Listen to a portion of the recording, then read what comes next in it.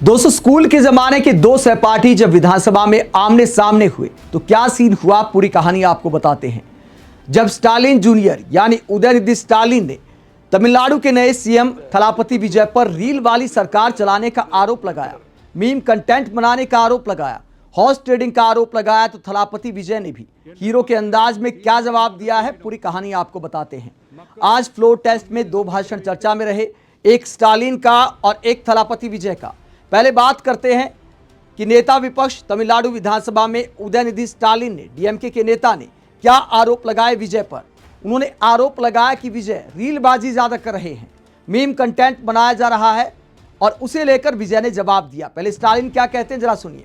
Stalin ने कहा कि तमिलनाडु को रील सरकार नहीं, असली सरकार चाहिए। टीवी के सरकार के पास बहुमत नहीं है और वो सिर्फ डीएमके गठबंधन के सहयोगी दलों के समर्थन से चल रही है।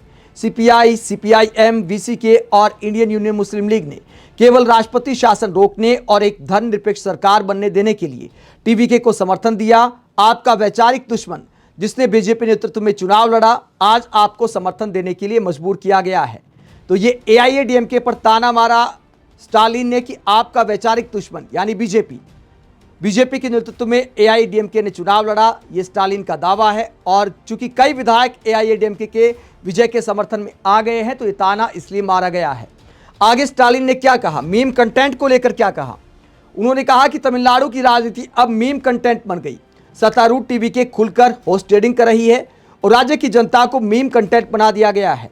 विधायक औपचारिक रूप से पार्टी बदलें उससे पहले ही सत्ताधारी खेमे के नेता खुद जाकर उन्हें निमंत्रण दे रहे हैं। ये नया है, पार्टी बदलने से पहले ही नेता वहां जाकर निमंत्रण दे रहे हैं। टीवीके विधानसभा में संख्या जुटाने के लिए टूट कराने की कोशिश कर रही है। लोग सोच रहे हैं कि जिसे आप परिवर्तन कह रहे हैं उसके पीछे कहीं बहुत बड़ा लेन देन तो नहीं चल रहा।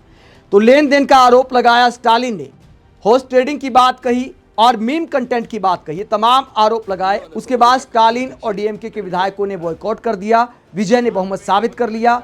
बहुमत साबित करने के बाद विजय ने स्टालिन को क्या जवाब दिया है वो भी आपको बता देते हैं कि होस्ट ट्रेडिंग वाली बात पर क्या बोला है विजय ने स्टालिन को। विजय ने क्या भाषण दिया, मुख्य बातें आपको बता देते हैं। बहुमत साबित करने के बाद विजय ने कहा, सबसे पहले विश्वास प्रस्ताव में जनता के लिए बनी इस सरकार को, अंतरात्मा वाली लोकतांत्रिक सरकार को समर्थन देकर विजयी बनाने वाले सभी माननीय सदस्यों को हमारी सरकार की ओर से मैं हृदय से धन्यवाद देता हूं। हाल ही में संपन्न हुए विधानसभा चुनाव में बिना किसी गठबंधन के एक अलग मोर्चे के रूप में, एक विशिष्ट जन मोर्चे के रूप में, जनता के मोर्चे के रूप में, जनता से प्रेम करने वाले मोर्चे के रूप में, जनता द्वारा पसंद किए जाने वाले मोर्चे के रूप में हमने चुनाव मैदान में प्रवेश किया। 1967 और 1977 के चुनाव के माध्यम से बनी आम लोगों की सरकार की तरह ही 2026 के विधानसभा चुनाव के माध्यम से तमिलगा वेत्री कड़गम भी आम लोगों की सरकार ही बनाएगी। ऐसा हमने जनता से दृढ़ता के साथ कहा था। जनता ने भी हम पर विश्वास करते हुए दृढ़ता से मतदान किया। विजय का वो इतिहास फिर से दोहराया गया। सीटी की लहर विजय की लहर बन गई। एक उंगली की क्रांति सीटी क्रांति बन गई। पार्टी शुरू होने के मात्र 3 सालों के भीतर 34.92% मतों के साथ 1,72,26,208 वोट जनता ने हमें दिए। तमिलगा वेत्री कड़गम को सबसे बड़ी पार्टी के रूप में विधानसभा में भेजा। और जिस चुनाव का जिक्र किया विजय ने 1967 और 1977, उस चुनाव में आखिरकार हुआ क्या था।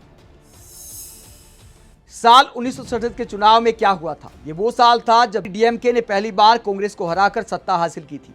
इससे तमिलनाडु में कांग्रेस के युग का अंत किया और क्षेत्रीय राजनीति की शुरुआत की। विजय खुद को उस तरह के बड़े बदलाव के रूप में पेश करना चाहते हैं। इसके अलावा 1977 का चुनाव, इस साल एमजी रामचंद्रन एमजीआर जिन्हें कहा जाता था, उन्होंने नई पार्टी एआईएडीएमके के साथ पहली बार चुनाव लड़ा और भारी जीत हासिल की। विजय की तुलना अक्सर एमजीआर से की जाती है क्योंकि दोनों ही फिल्मी पर्दे से राजनीति में आए हैं। आगे विजय कहते हैं, पार्टी शुरू हुए केवल 3 साल के भीतर ही बहुत ही मामूली अंतर से पूर्ण बहुमत थोड़ा दूर रह गया। इसलिए यदि कोई इस सरकार को अल्पमत सरकार समझता है तो उसमें भी हमें खुशी है।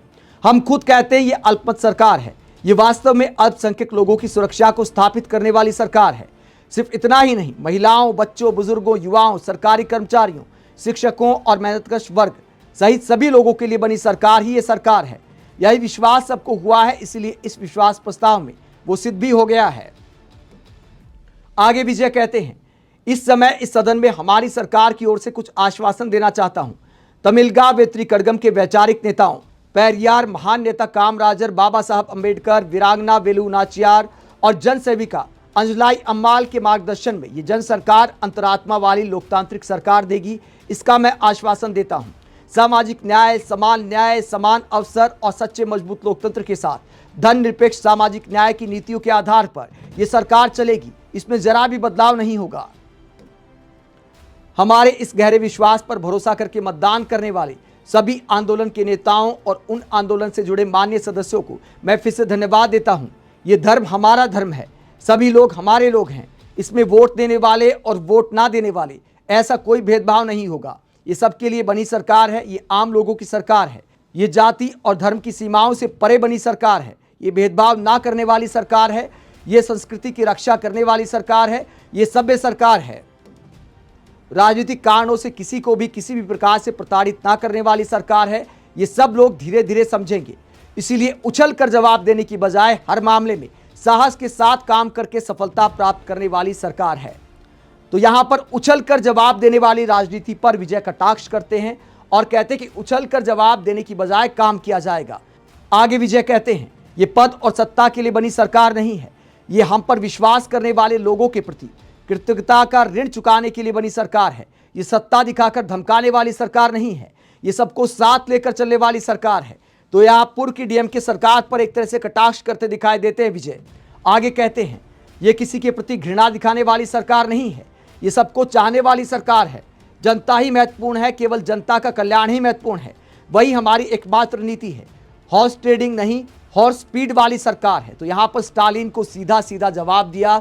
जब स्टालिन ने आरोप लगाया था हॉर्स ट्रेडिंग का, तो विजय ने कहा कि ये हॉर्स ट्रेडिंग नहीं, हॉर्स स्पीड से काम करने वाली सरकार है।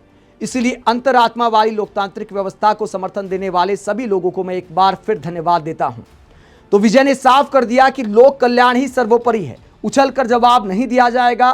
तो उम्मीद है कि कल जो बीजेपी वालों ने मुद्दा बनाया था कि विजय की मौन सहमति दिखाई थी जब स्टालिन सनातन धर्म पर सवाल उठा रहे थे और ये कह रहे थे कि सनातन विचारधारा का नाश हो जाना चाहिए, स्टालिन के इस बयान पर विजय पर चुप रहने का आरोप लगाया गया। तो विजय ने साफ कर दिया कि हम उछल कर जवाब देने वाले नहीं हैं। हर व्यक्ति की सरकार है, हर धर्म की सरकार है, नफरत वाली सरकार नहीं है, काम करने वाली सरकार है। साफ कर दिया कि धर्म के नाम पर कोई राजनीति नहीं की जाएगी, काम की बातें की जाएगी। विजय के इरादे तो नेक दिखाई देते हैं, लेकिन आजकल जैसी राजनीति हो गई है, यहां पर हीरो को विलन साबित करने की भरपूर कोशिश की जाती है। अब देखना यह होगा कि विजय अपने काम के जरिए जनता की नजर में क्या हीरो बने रह पाएंगे। आप क्या सोचते हैं? कमेंट बॉक्स में अपनी राय जरूर दें, साथ ही चैनल को सब्सक्राइब भी करें। नमस्कार।